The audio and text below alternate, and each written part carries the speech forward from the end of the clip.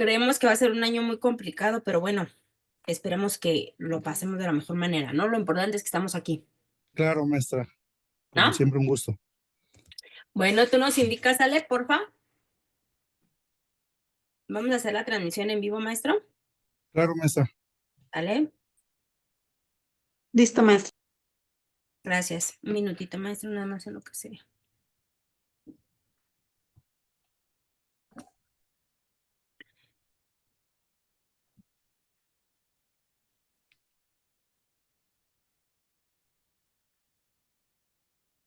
Y hay que tener cuidado ahorita nada más con el tema de los...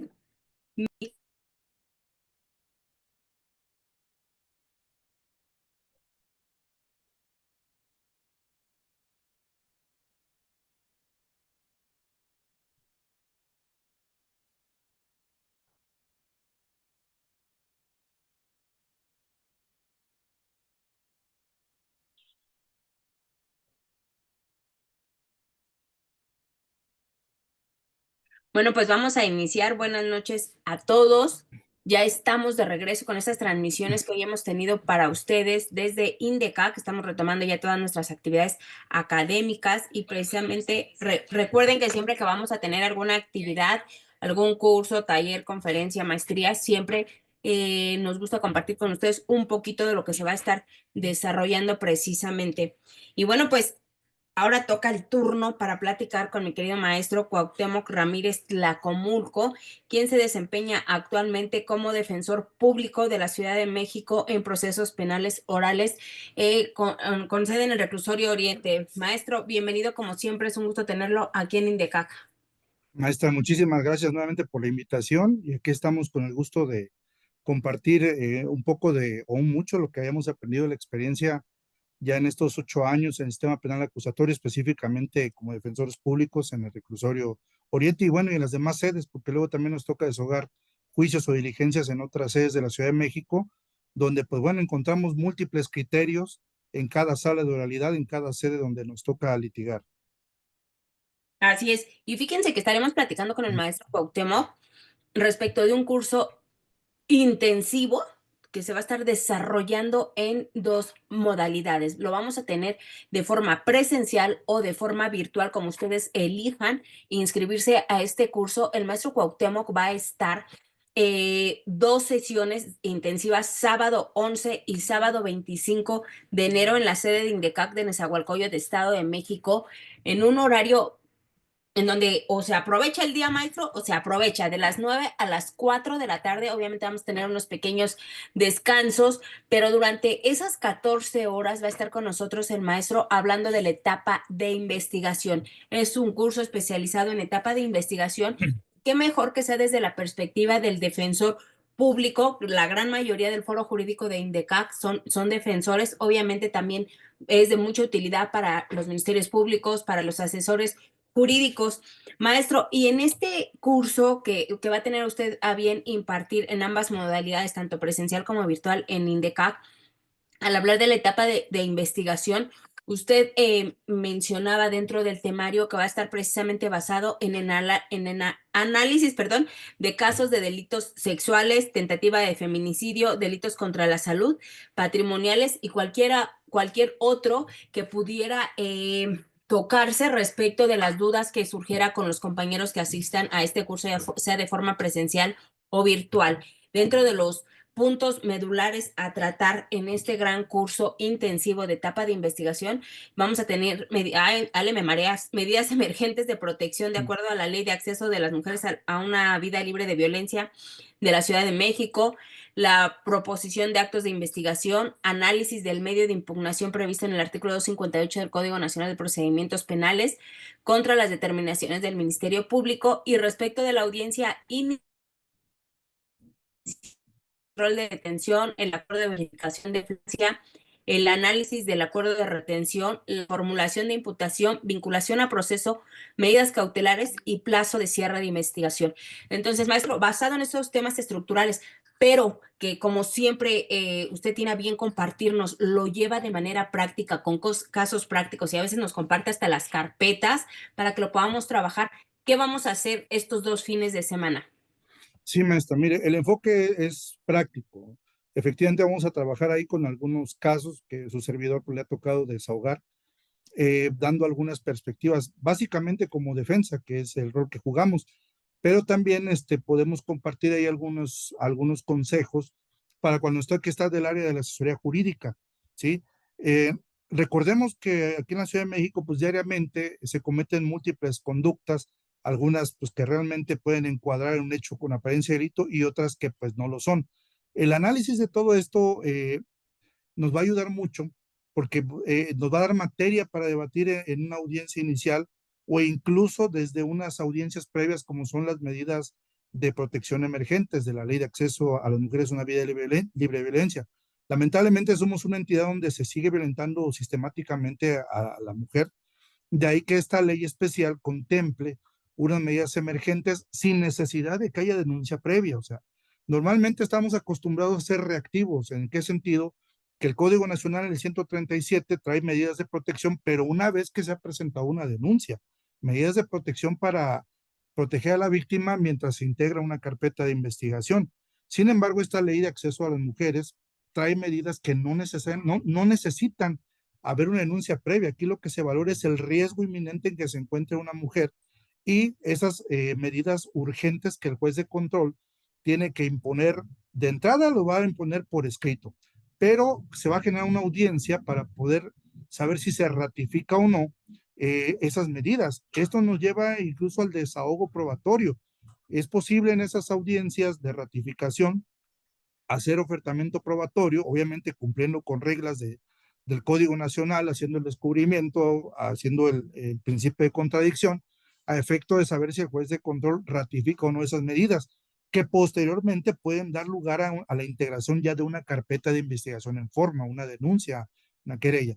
Entonces, como primer punto de partida, considero necesario tocar este tema, porque muchos de nosotros como asesores jurídicos muchas veces no sabemos cómo se plantean, cómo se argumentan estas medidas, cuáles principios son los que rigen en la aplicación de estas medidas emergentes, cuál es el nivel probatorio, el estándar que se ocupa para solicitar estas medidas, las jurisprudencias que puede invocar, etcétera, etcétera. Y lo puntualizo porque obviamente como abogados independientes, pues esto como asesores jurídicos o en específico abogado victimal, como lo llama la ley de la materia, pues se traduce en recurso para aquellos que van a representar en este caso a las víctimas. Ahora, vamos a analizar este tipo de audiencias, así como la cancelación, porque estas medidas emergentes, de entrada, si se ratifican, van a ser permanentes, revisables cada 3 meses, pero en esa revisión trimestral tenemos que ver si aún persiste el riesgo y cuáles son los datos objetivos que podemos utilizar para pedir, en este caso ahora como defensa, la cancelación o no de esas medidas. Posteriormente, vamos a tocar análisis precisamente de actos de investigación, dependiendo de los delitos que planteemos, con los que trabajemos, qué actos de investigación podemos proponer, eh, porque nosotros como defensores sabemos que podemos llevar una investigación independiente del Ministerio Público, pero hay casos donde sí es necesario contar con su intervención. Cito un ejemplo aquí muy rápido. Muchas veces nos pasa a nosotros como defensores que buscamos cámaras privadas porque sí, hay vecinos que tienen grabaciones y cuando nos entrevistamos con ellos, decimos, oiga, vecino, mire, me gustaría recabarle una entrevista, que me aporte esta grabación. Me dice el licenciado, yo no quiero problemas. Sí, o sea, yo sé que tengo una grabación donde se aprecian los hechos, que a lo mejor le puede servir, pero yo no quiero verme metido en problemas legales. Entonces, después el vecino nos busca y nos entrega la USB y nos dice, mira, aquí está la memoria, ¿sí? Aquí está el video, pero a mí no me cita, a mí no me nombre. Entonces, como defensa, ¿qué haces para que ese registro, esa grabación, pues puedas en su momento ofertarla? Pues nosotros hemos aprendido, con algunos temas prácticos, pues solicitar la intervención de MP. ¿Sabes qué? Ministerio Público, desígname policía de investigación, le pongo a disposición esta memoria USB para que inicie una cadena de custodia, analice los videos y entonces esa memoria que obtuvimos de manera anónima, pues ya la revestimos de legalidad y podemos ya en el proceso hacer actos de investigación y poderla incorporar con varios testigos, ya sea un policía de investigación, un perito de informática, y entonces ahí, en ese ejemplo, pues sí necesitamos la intervención ministerial, ¿sí? Para darle mayor certeza al contenido de esa información. Entonces, como defensa, pues tienes que estar viendo también dependiendo del delito que te está tocando investigar, qué actos de investigación puedes proponer al fiscal y en caso de negativa, ¿sí? ¿Cómo puedes impugnar esa determinación? Hay por ahí una tesis aislada que señala que el Ministerio Público va a analizar si a su criterio el acto de investigación es pertinente para ordenar que se realice. Si no, pues te va a decir, ¿sabes qué? Pues yo considero que a mi criterio no es pertinente. Pero pues bueno, es una realidad que las teorías del caso de la defensa y la fiscalía son antagónicas. A lo mejor para la fiscalía puede que no sea pertinente, pero para mí como defensa sí.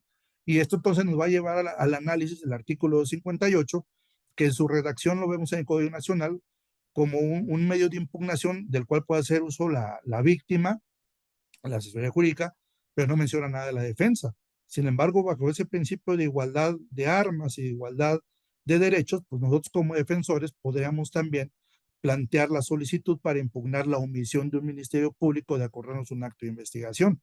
¿Sí? Eso lo vamos a estar analizando también en el curso.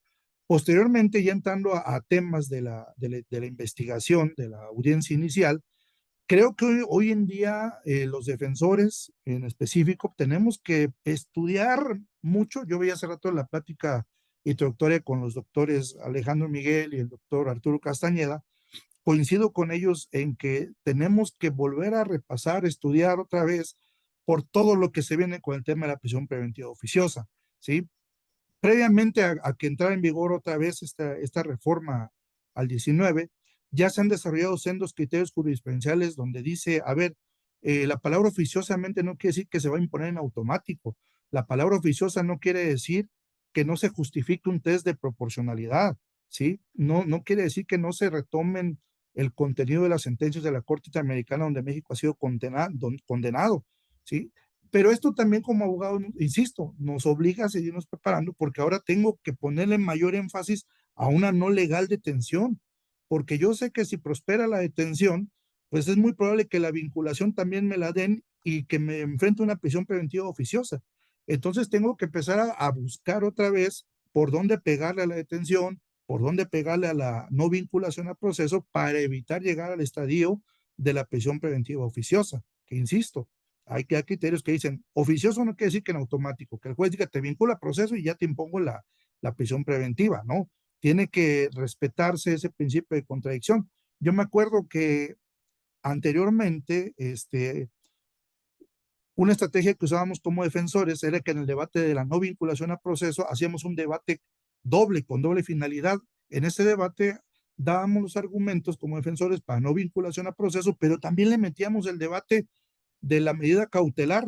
Había jueces que me decían, defensor, no es el momento para hablar de medida cautelar, señoría, pero si lo vincula a proceso, ya no voy a tener oportunidad de expresarle mis argumentos de por qué no es proporcional la medida de prisión preventiva oficiosa.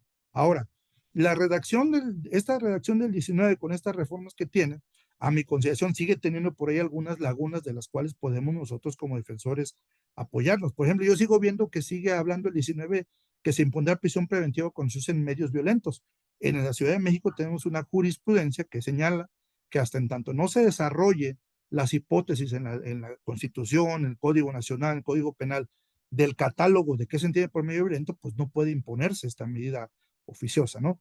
Entonces, me regreso al tema de la detención. Desde la detención tenemos que analizar nosotros, dependiendo del delito, por dónde podemos pegarle para una no legal detención. Tenemos muchas herramientas.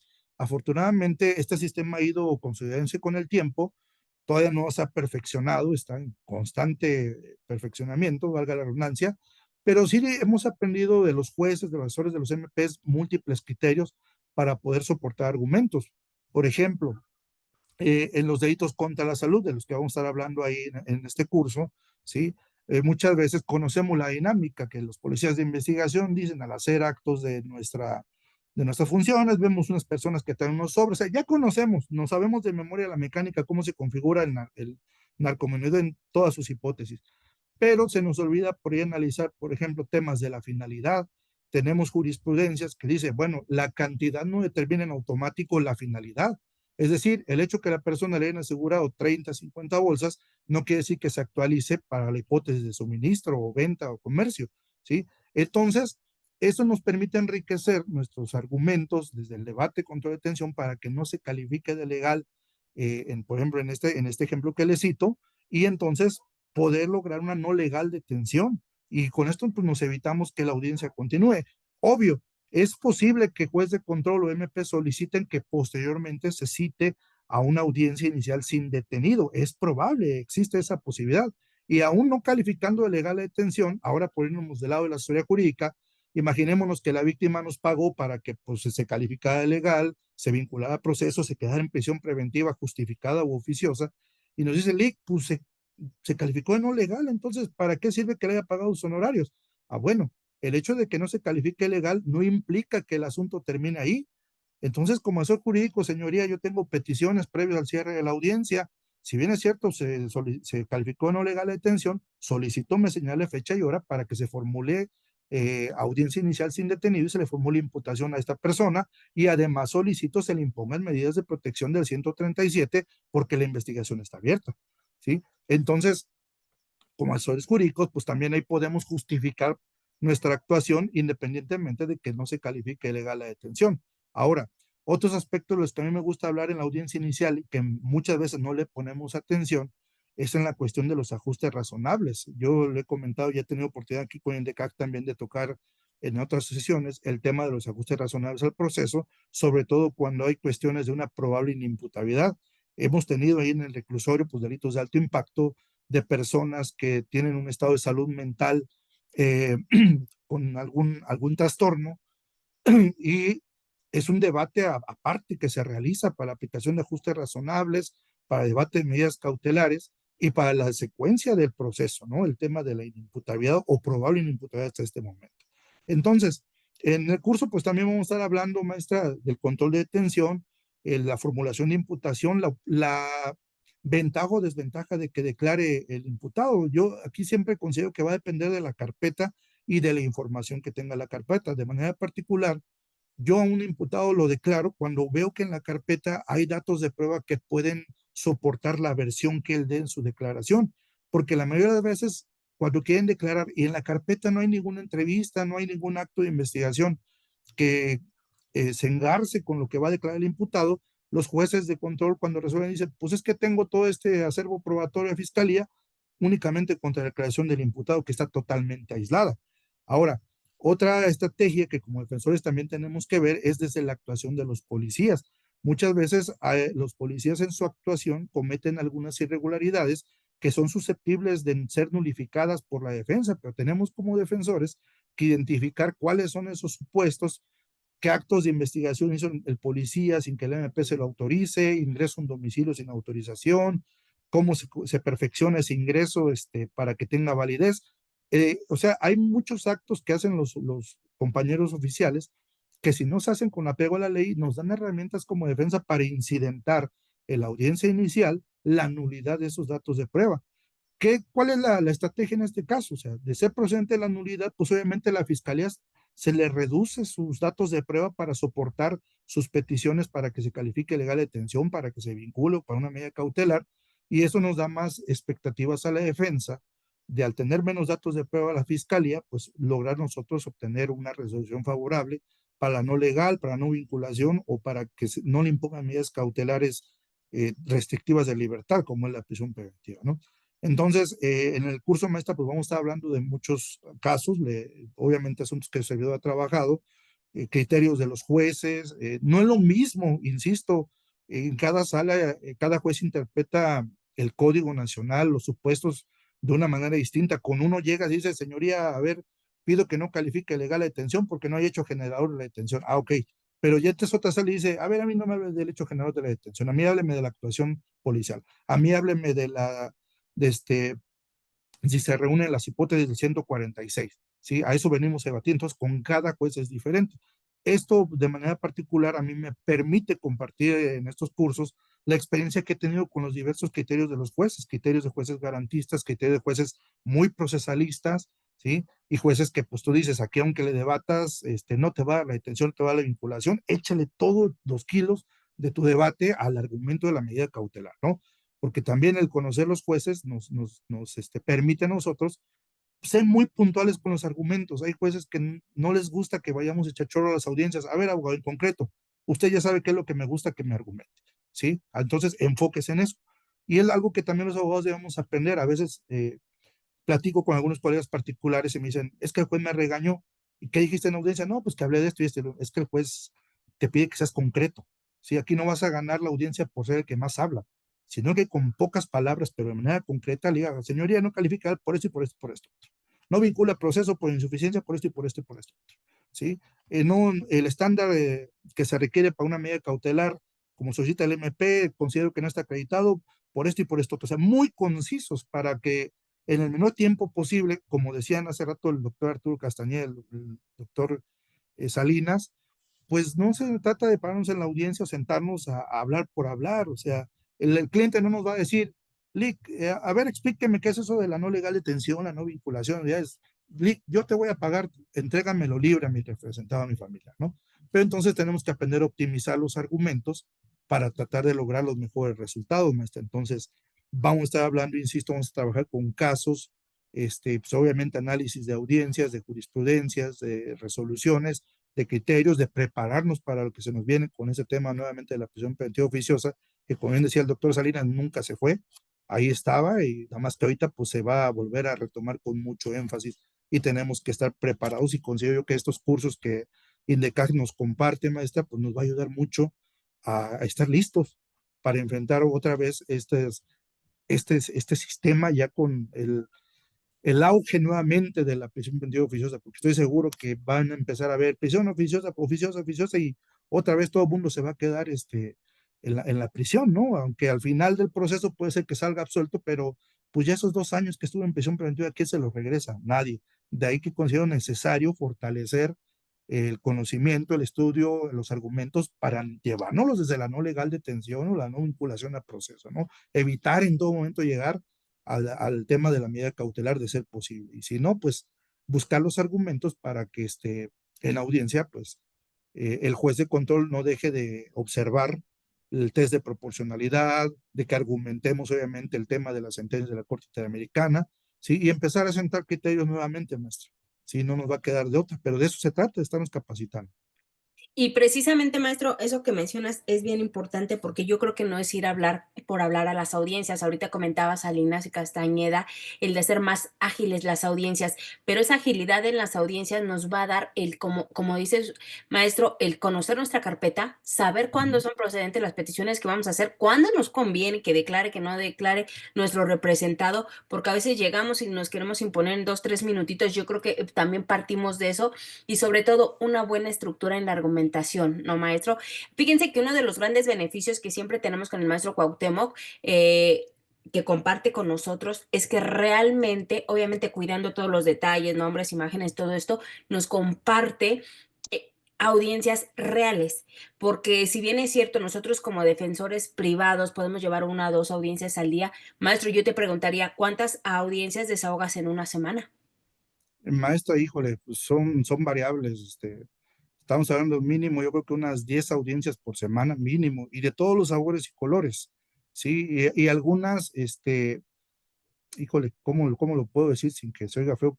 A veces no tenemos ni la carpeta. Por ejemplo, en esas audiencias de las medidas de protección emergentes, literal nada más nos dan la pura citación de la audiencia y en audiencia, el asesor, el abogado victimario, el MP, son los que traen la información, son los que traen ahí el formato de medición de riesgo y pues únicamente a oreja y apuntando para ver por dónde podemos nosotros contraargumentar, ¿no?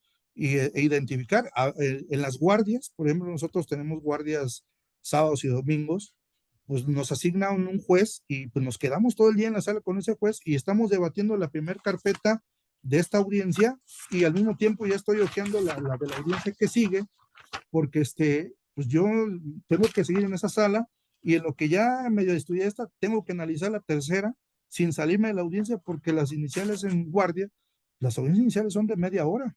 Entonces, ¿cómo le haces para chutarte una carpeta en ese momento? Pues obviamente es muy complicado leerla toda en su totalidad, pero conociendo el delito, por ejemplo, en el delito contra la salud, ya sabes qué actuaciones vas a buscar, a ver dónde está el relato de los denunciantes, vamos a buscar el IPH, vamos a buscar eh, qué criterios tomaron en cuenta el fiscal para la retención, o sea, te enseñas a ubicar puntualmente qué hojas tienes que buscar, ¿sí? A veces la clave está en una foja, en 2 fojas, donde tienes ahí la sustancia para poder debatir. Por ejemplo, cito un ejemplo muy rápido. En la última guardia que me tocó un delito de narcomenudeo, los policías dicen, a ver, vemos unas personas que están intercambiando, la clásica. Y entonces, veo que por ahí había un tema que era competencia del Fuero Federal. Y digo yo, bueno, la fiscalía, si en las 48 horas que tiene retenida una persona y es un delito del tema federal, sí, pues está obligado a avisarle a la FGR, oye, tengo un delito federal. ¿Y qué pasa si no le doy el aviso? O sea, entonces dije, de aquí soy. Y le argumento al juez de control, señoría, bueno, ahí están los datos de prueba expuestos por el fiscal, pero ahí yo detecto una omisión que la fiscalía no tomó en cuenta y que no tenía necesidad de tener retenido a mi representado. Pudo haberlo dejado en libertad. ¿Cuál es? Pues que no le dio aviso a la Fiscalía General de la República. Y dice el juez, a ver, Ministerio Público, acláreme, ¿dieron ese aviso ustedes a la FGR? No, señoría, bajo de libertad no se dio. Dice, pues entonces, ¿por qué lo retuvieron? Se ordena la libertad de esta persona. O sea, aspectos mínimos que hizo. A ver, voy a buscar ese acuerdo de la fiscalía, porque aquí está señalado que es un delito federal, tengo que buscar si le dio ese aviso. O sea, a eso me refiero cuando de la carpeta tenemos que ser muy puntuales en saber qué actuación tengo que revisar. Sí, a veces ni siquiera es leer la totalidad de la carpeta, dependiendo del delito, pues buscar los demás datos de prueba que puedan corroborar la hipótesis de flagrancia, en este caso, que justifiquen la necesidad de la retención. Entonces, pues bueno, esto lo vemos, maestra, por el tema de la práctica, de la cantidad de audiencias que cotidianamente estamos desahogando. Por ejemplo, yo hice un resumen de las audiencias que desahogué el año pasado. Desahogué 455 audiencias en todo lo que fue año, todas audiencias penales, ¿no? Y de todos los sabores, ¿no? Entonces, pues esto nos enriquece, maestra, para poder compartir estas experiencias, incluso también para decirles, miren, yo intenté esto y pues no me resultó, no es el camino, hay que hacerlo de esta forma. Este juez sí te lo compra, este juez no te lo va a comprar, ¿sí? Incluso hasta los errores también los compartimos para decir, compañeros, miren, por aquí no es, tenemos que buscar otro camino, ¿no? ¿Sí? Y Entonces, fíjate que eso que comentas, maestro, es bien importante porque estamos acostumbrados a que solo se publican las cuestiones de libertades y cuestiones de que nos va muy bien, pero también sería bueno compartir esta parte, decir, ya no sigamos perdiendo el tiempo en así esto es. no da resultado, esto no funciona y mejor promovamos otras cuestiones. Y de los puntos que resaltaría yo aquí es que tú hablas, maestro, del análisis del medio de impugnación del 258 del Código Nacional, pero también el análisis del acuerdo de retención. Y esto lo menciono porque a veces hablar del medio de impugnación o hablar del acuerdo de retención es una cosa, pero hacer el análisis de ello que nos pudiera llevar a un resultado, como dijiste ahorita, el por qué lo están reteniendo si no dieron el aviso, no analizamos ese acuerdo de retención, no analizamos cierta parte de la carpeta que sin hacer mayores cosas nos pudieran dar un resultado benéfico para el representado. Sí, maestra, efectivamente, insisto que aquí nos ilustran mucho los criterios de los jueces con los que hemos trabajado en todo este tiempo. Por ejemplo, tenemos criterios de jueces que dicen, a ver, retención. Defensa, dígame por qué considera que la retención no está justificada, ¿no? Eh, y entonces pasa que muchas veces en audiencia los MPs quieren justificarla ahí en audiencia, pero no lo hicieron cuando dictaron el acuerdo, sino que en audiencia lo vienen a defender y si el defensor no contradice, pues el juez no se va a enterar que esa retención no fue justificada al momento de hacer el acuerdo. Pero también tenemos jueces que nos ponen a pensar que dicen, a ver, y ya buscaste tú en la Constitución, si así como dice acuerdo de retención, así viene en la Constitución, ¿cuál es el fundamento constitucional? Entonces nos ponemos a estudiar y vemos que en la Constitución se menciona la retención, el plazo de 48 horas, pero en ningún lado habla del acuerdo de retención. Y luego lo buscamos en el Código Nacional y tampoco encontramos acuerdo de retención. En el Código Penal tampoco. Y entonces nos obliga a estudiar y darnos cuenta que el acuerdo de retención viene sustentado en un acuerdo de las fiscalías, que en la pirámide de Kelsen, pues los acuerdos jerárquicamente están pues hasta abajo, ¿no? Arriba está en la Constitución. Entonces, ¿cómo es posible que un acuerdo de menor jerarquía restrinja un derecho humano que se encuentra reconocido a nivel constitucional? Pero ese análisis muchas veces no nos detenemos a hacerlo. O sea, sabemos que ahí en la carpeta viene el acuerdo, pero poco investigamos sobre su fundamentación.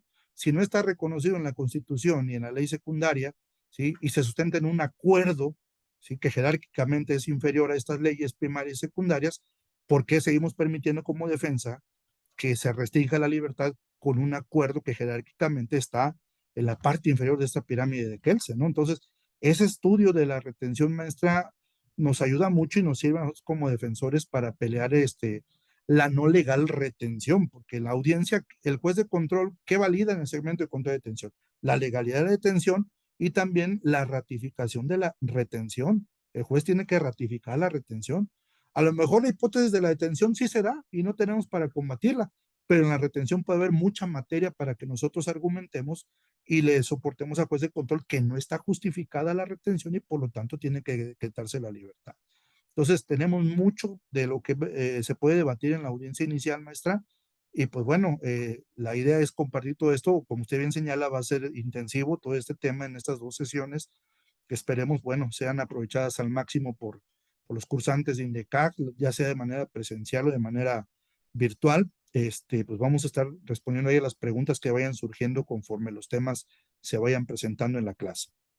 Y recuerden que pueden acudir de manera presencial y los que se conecten de manera virtual están en tiempo real, pueden hacer preguntas en ese momento en la clase, el maestro los escucha en ese momento, puede contestar las dudas. Y bueno, maestro, podremos contar entonces con que vamos a trabajar con casos prácticos de alguna carpeta de investigación, todo este curso de etapa de investigación. Varios casos, maestro. Obviamente, pues no vamos a alcanzar el tiempo para ver todos los casos completos. En particular, de acuerdo a los temas que vamos a ver, analizar, a ver, mira, tuve un caso de tentativa de feminicidio, tuve un caso de narcomenudeo, tuve un caso de homicidio, cómo se reclasificó de homicidio calificado a homicidio en riña. O sea, vamos a trabajar con varios casos reales que su servidor le ha tocado desahogar, obviamente cuidando la reserva de los datos, que bueno, estos son con fines meramente académicos y de capacitación, pero se trabaja, bueno, normalmente a mí me gusta trabajar con casos reales, con casos que pues, han ocurrido y para que sean analizados por todos los compañeros que asistan al curso, maestra. Bueno, pues ahí está la información. Los que conocemos al maestro Cuauhtémoc sabemos que a veces ni le alcanza el tiempo, por eso son sesiones tan intensivas, de verdad, porque trabaja de manera muy práctica con carpetas de investigación de casos reales, hace la presentación de la transmisión de las audiencias, también cuidando todos estos imágenes preservadas, los datos, todo, y las comparte. Entonces podemos percatarnos obviamente de la experiencia del maestro. Los invitamos a que participen, a que se inscriban. Recuerden que este curso en particular va a estar sábado 11 y sábado 25 de enero en un horario de las 9 a las 4 de la tarde. Son 2 sábados intensivos y para los que gusten acudir de forma presencial será en la sede de INDECAC de Nezahualcóyotl, Estado de México, o bien pueden inscribirse de manera virtual. Ahí está la información. Mi querido maestro, siempre es un gusto recibirte en INDECAC, ya sea en la del Valle, en esa, y bueno, pues el compartir este grupo intensivo para los que preguntan en redes sociales es este sábado 11 de enero y sábado 25, horario de 9 a 4 de la tarde. Va a estar mi querido maestro Cuauhtémoc Ramírez Tlacomulco, defensor público de la Ciudad de México, adscrito a los procesos orales penales aquí en el Reclusorio Oriente, y que va a estar platicando con nosotros de este tema de etapa de investigación basado en el análisis de casos de delitos sexuales, tentativa de feminicidio, delitos contra la salud, delitos patrimoniales y los que se toquen, ¿no, maestro? Porque algunos de los compañeros pueden decir, bueno, yo tengo uno esto parecido a esto y a mí me dio resultado así o algo, ¿no? Esa es la parte importante de hacer este tipo de cursos, la interacción que tenemos con los cursantes. Es correcto, maestra. Efectivamente, pues ahí analizamos también puntos de vista, luego también los compañeros abogados me dicen, oiga, Limi, yo tuve un asunto similar, yo lo ataqué de esta manera, yo tengo esta perspectiva, pero bueno, sobre todo lo que voy a tratar es compartir lo más práctico que pueda, lo más de información que pueda hacerles útil para abonar al conocimiento y sobre todo para poder tener eh, más información, más tesis, más criterios, para que los resultados de las audiencias pues, sean los más favorables, ¿no? Obviamente no siempre ganamos todas las audiencias, aquel que gana todas las audiencias, pues creo que es una mentira, ¿no? Hay audiencias que no las ganamos en una primera instancia, tenemos que apelar, tenemos que ampararnos, tenemos que pedir reposiciones, nulidades, etcétera, etcétera. Entonces, pero bueno, esa es la finalidad, compartir estos temas prácticos de su servidor para ayudar a enriquecer el acervo jurídico de todos aquellos que nos acompañan en estos cursos, maestra. Perfecto, pues esperamos contar con su participación, ya sea de manera presencial o de manera virtual en la sede de INDECAC de Nezahualcóyotl este próximo sábado 11.